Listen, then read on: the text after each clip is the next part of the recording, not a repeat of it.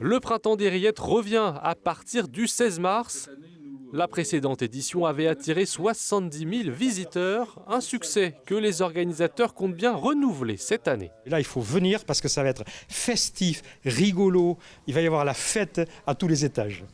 Car le but, c'est avant tout de mettre en valeur la rillette sous toutes ses formes. La Sarthe, c'est la terre des rillettes. Connerré en est le berceau et Le Mans est la capitale mondiale des rillettes. Voilà, cette thématique-là, on va essayer de la valoriser, de la développer pour que chacun, justement, utilise les rillettes de la Sarthe comme support ou comme prétexte à faire la fête. Au programme de cette fête, le traditionnel concours de recettes à Conneré le 16 mars, la fête du cochon à l'Arche de la Nature le lendemain.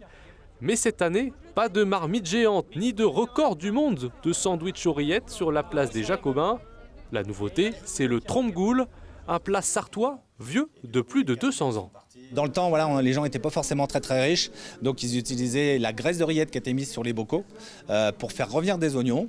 On faisait cuire les pommes de terre, les carottes coupées en petits cubes. On rajoutait soit du vin blanc, soit du cidre.